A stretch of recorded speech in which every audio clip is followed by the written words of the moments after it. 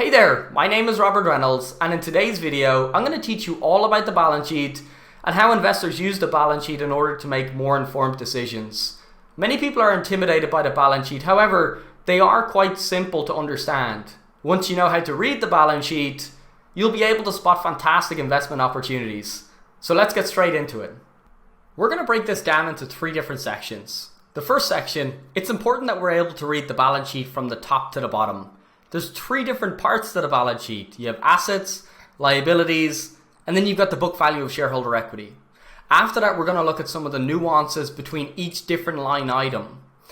The balance sheet is the control panel of a company, and if that control panel is brittle, it's going to show signs of stress for the company in terms of liquidity moving forward. So it's very important that we understand the different nuances between certain line items. Sometimes assets might be bloated, and it may not be a fair reflection of the actual assets that the company owns that they'll be able to convert into liquidity.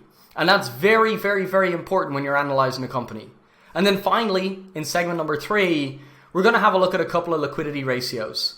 We really want to understand whether the company has enough cash just in case there's some sort of slowdown moving forward in order to offset any slowdown in demand and make sure that the company itself has a good solid bedrock for longer term investing. So let's start off here with part number 1.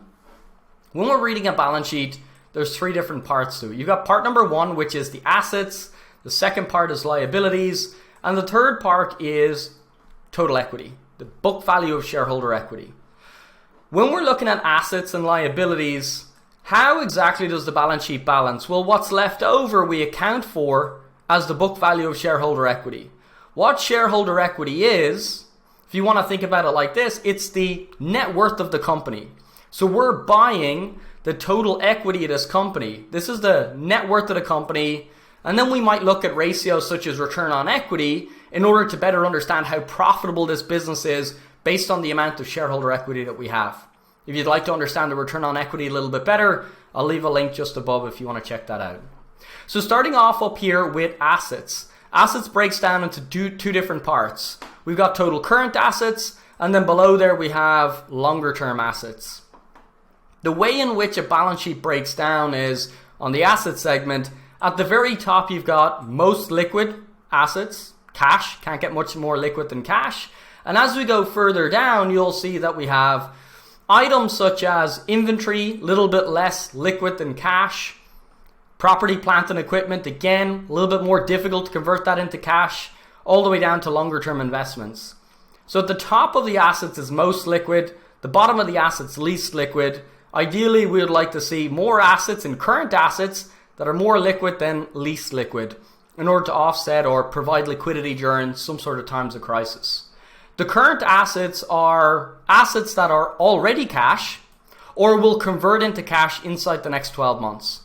So that might be short-term investments. A company might have near-term excess cash. Rather than just leave that in the bank account collecting 0% in interest, they might put that into bills, government bills, and that might provide a small yield for the next 3 months. That might be a little bit more efficient than leaving the cash to one side, but those investments will convert back into cash in a short period of time. So the further we go down here, we got accounts receivable. What's accounts receivable? I've already sold a product or service and I've already given the customer the invoice. Now it's the time for the customer to start paying me for those goods. So I've sent out the invoice. I'm just waiting to be paid. That should be paid inside the next 12 months. Inventory, we built our inventory. We're hoping that sales continue to roll over. Inventory turnover is quite high, hopefully, and that'll turn to cash several times throughout the year. So these are essentially assets that will convert into cash inside the next 12 months. And having a top-heavy asset section that's in current assets is a lot more desirable. As we go further down here, you'll see property, plant and equipment, less liquid. Might be a purpose-built unit, and if you need to sell it, there may not be too many buyers for that specific unit, whether it's industrial, retail, office space, maybe a location, maybe it's purpose-built. So there might be a lot of challenges there. Below there, we have obviously long-term investments. Maybe there was a venture deal, private equity deal.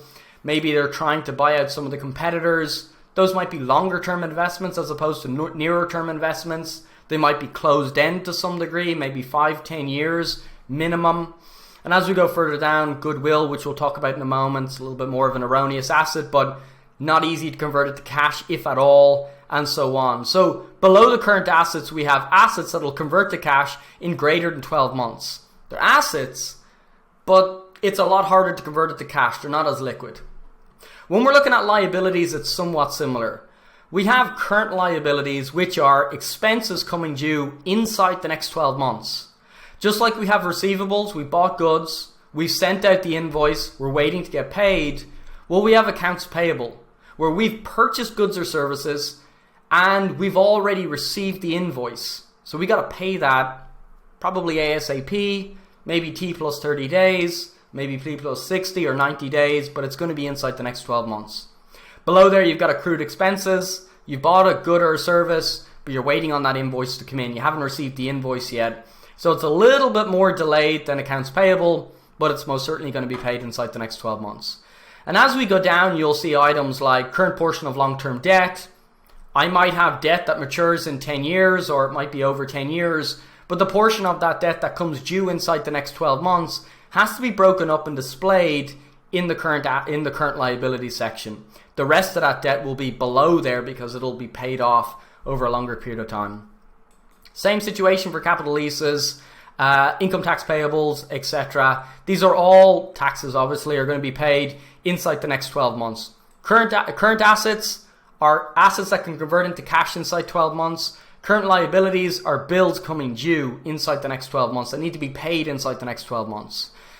Below there, below current liabilities, we have expenses that are greater than 12 months. Very similar to assets here. A little bit more duration in terms of those liabilities. Below there then, what's left over between assets and liabilities, in order to balance the balance sheet, we have the book value of shareholder equity. This is the company's net worth. Those three sections balance the balance sheet, where it's assets plus equity and liabilities, and that's essentially how the balance sheet balances. We could also have negative equity. In this circumstance, we've got positive 1.94 billion. That could easily be negative as well. So as of right now, ideally we want to see that positive, and as we're going to see in a moment, there are certain assets like goodwill which might impair that, so we've got to be a little bit careful. Section number 2, we're going to have a look at some of the nuances with different line items in the balance sheet.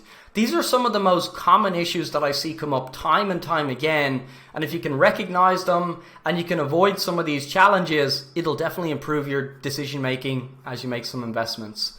We're going to start off up here in current assets. We're going to look at inventory a little bit more. Current assets are assets that will convert to cash inside the next 12 months. However, when we look at inventory, the challenge with that is normally while aggregate demand is growing, in a normal growth cycle, business is booming. However, towards the end of the cycle, as inventory grows, sales roll over, that becomes dead weight on the balance sheet. The inventory turnover starts to slow down, and in some cases, poorer business might see that turnover less than 1, meaning it doesn't actually convert to cash inside 12 months if we were to roll into a recession. It would really be dependent on a number of factors: how competitive the product is, how discretionary the product is. These ultimately give you an idea of how sensitive it would be to a recession. What I'm trying to say is inventory, although it's in current assets, may not convert into cash all the time, and we need to be very careful with that. As you can see here on this specific balance sheet, in 2020 the company had $1.3 billion worth of cash. Trailing 12 months they got $211 million worth of cash. Cash balance has gone down roughly 1.1 billion. At the same time, we've seen an increase in inventory roughly 900 million. That could be a challenge moving forward, because if they can't sell it, it's highly discretionary product. Possibly, if we were to roll into a recession, that could be heavily discounted and there may not be enough demand for it. So we've got to be very careful with inventory in that regards. However, when we have a look at some of the liquidity ratios, you'll see how we'll be able to block that out or account for those risks. Below there we have goodwill, and for lack of a better phrase, we're going to call this trash. This is really, really, really trash. Let's say there's a row of houses. There's 10 houses on this row. The average selling price based on supply demand is roughly $100,000. Now, this one house, it's beautiful. It's got really nice paint. It's facing the right way. Everything about it is just super nice. I really have to have that house. Or Better yet, my wife really wants it. That's the decision maker. So really have to have that house. The owner doesn't want to sell, so $100,000 is really not going to entice the owner to sell me that house. So I knock on the door and I say, excuse me, sir, would you sell me your house for $120,000? Great, we do a deal. I bought the house for $120,000. Here's the challenge. That house is worth, if I wanted to resell it, on average $100,000. So I have an asset worth $100,000 plus I overpaid $100,000 for this house. So there's $20,000 left over after that, and that's goodwill. So if you can imagine, I go to sell the house, it's going to be very difficult for me to recoup that $20,000 because the market value of those properties is $100,000.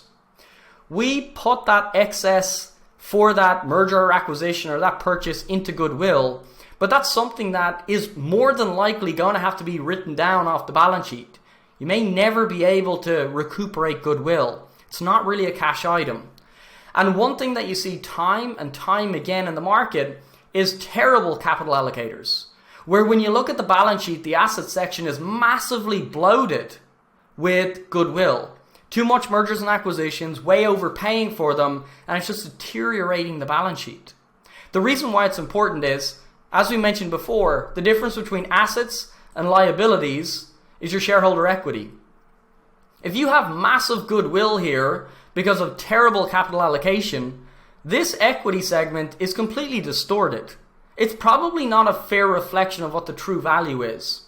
Because if this company had let's say, bloated goodwill, it filed for Chapter 11, what's the residual value of those assets? Well, probably property, plant, and equipment needs to be downgraded. We probably need to sell it at a discount. So what's the chance that we're going to recuperate that goodwill? It's very low and it's very unlikely. Be very careful. There's a lot of bad capital allocators. Some businesses have goodwill. A lot of businesses do have goodwill. And that doesn't necessarily mean it's a bad investment, but it's important to understand what you're purchasing. And understanding the profitability that you're receiving after that and being okay with that is very, very, very important. But goodwill is trash. I don't know why we account for it. As we go a little bit further down here, you can see we have capital leases and we've got short-term portion of capital leases. This is considered debt. At the bottom here, we've got total debt, 4.058 billion. But if you have a look at the liability section, all we have in terms of debt is 1.077 billion. We've got no short-term borrowings and we have no long-term, current portion of long-term debt. So there's only $1 billion in interest-bearing debt. What makes up the rest of it? Capital leases do. These are an operating expense. And this is really important to differentiate the difference. If I was to look at this balance sheet and say $4 billion in debt, one might look at that and say that's interest-bearing debt, which is not a fair reflection. Interest-bearing debt is very different. And the reason being is covenants on the debt, for argument's sake. It might be a senior note with a claim on the business. Now, if I don't pay that debt, what's the mediation? The equity holder goes to zero. The bondholder now becomes the new owner of the asset. So there are covenants that protect the bondholders, and you could really lose your business depending on the structure of that debt and the claims and the covenants. Now with operating leases, it's very different. We could agree to break the contract. We could go to a judge or court and we could negotiate to break that contract. Let's say I got an operating lease on a unit for the next 10 years and I owe $100, so $10 per year on that lease. Now, I don't need it for the next 10 years. It's surplus to requirements. So we go to a court and we settle an agreement. The owner of that unit is quite happy for me to break that lease for a fee of $10. Now, it's going to cost me $10 because I give up the unit, but I save $90 on a unit that's surplus to requirement, and there's no claim on my business. We could also renegotiate. Let's say expenses start increasing at a significant pace, like what we've seen during COVID, maybe sales drop massively. We could renegotiate short-term leases. And that renegotiation could ultimately bring down my costs. And so what I'm trying to say is debt and leases are very different. A lease is an operating expense. I own a vegetable store. The lease on that store is an input cost to sell the product. It's an operating expense. I don't sell my vegetables in that store without the lease. So it's an operating expense. It should be built into the operating margins. Debt's very different because of the covenants, claims, And so when we're breaking it down, the accounting standards suggest that we should have leases and debt counted as total debt, but it's important to break those down and understand what portion of that's interest-bearing debt. What is that debt? Is it senior notes? Is it maybe some sort of hybrid, a convertible note, exchangeable bond?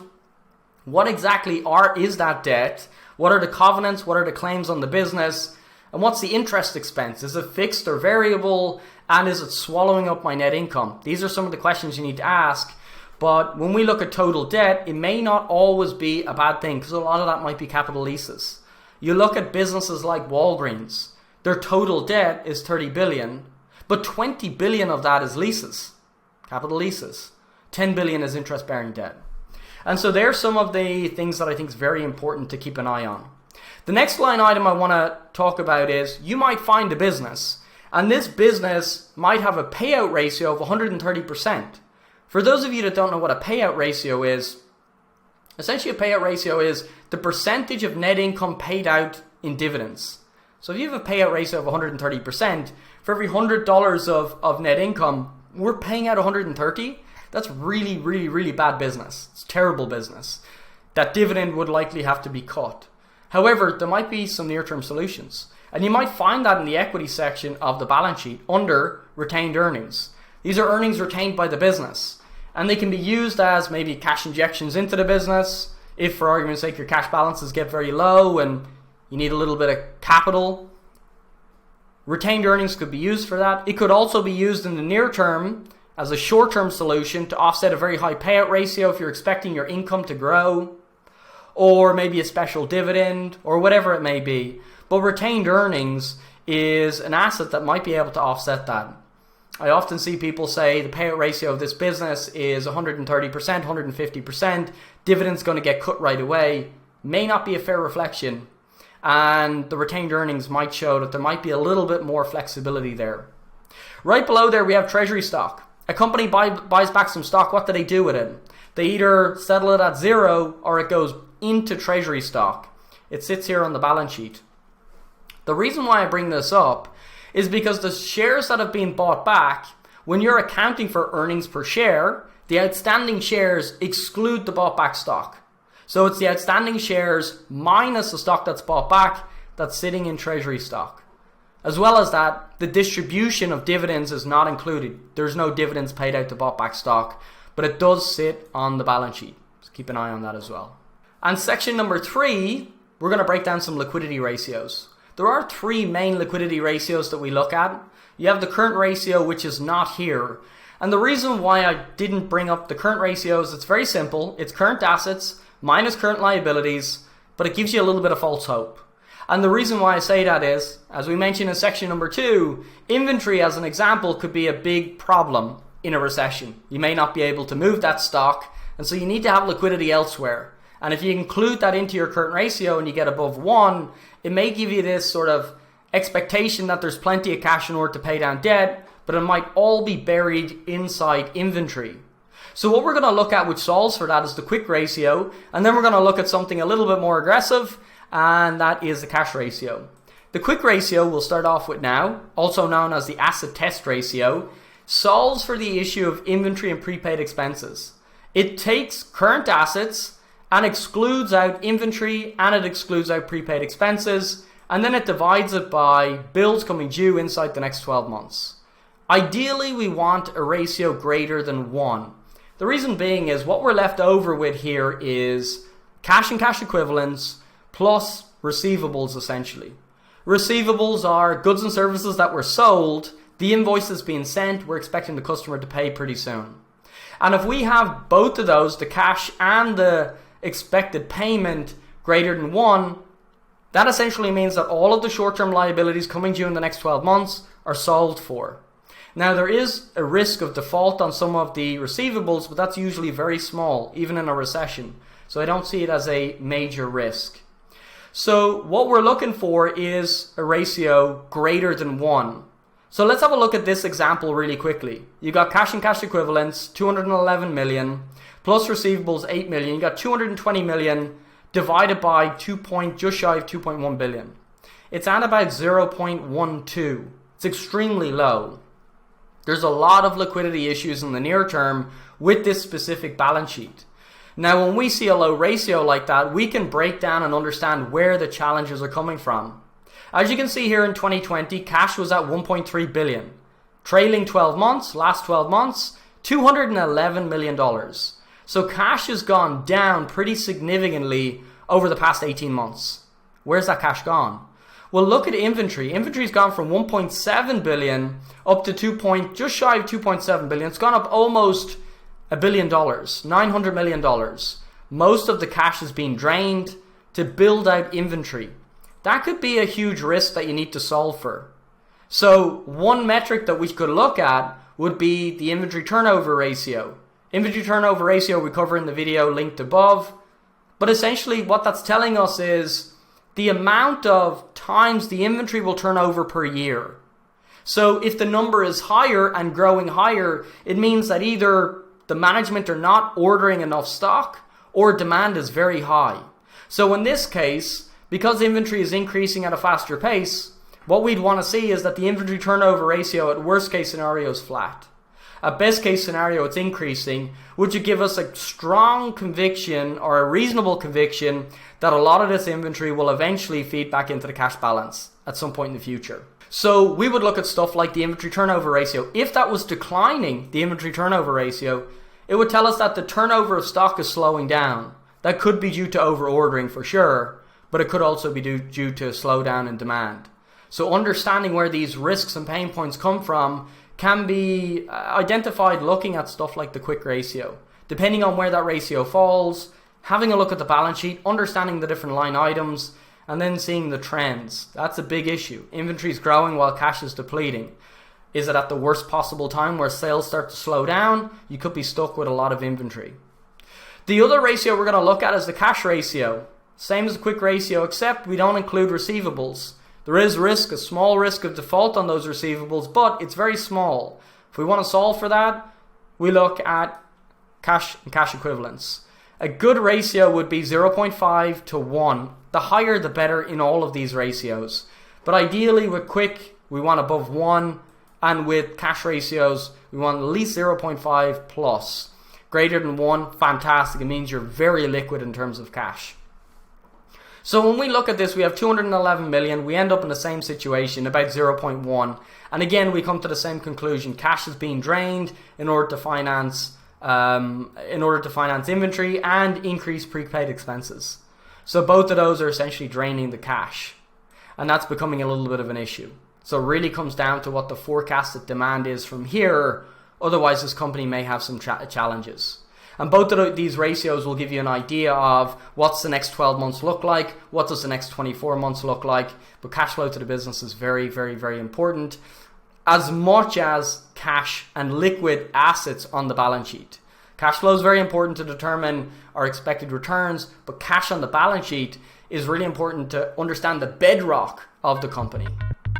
If you're interested, we also cover the cash flow statement and the income statement here on the channel. Thank you very much for your support and have a great day.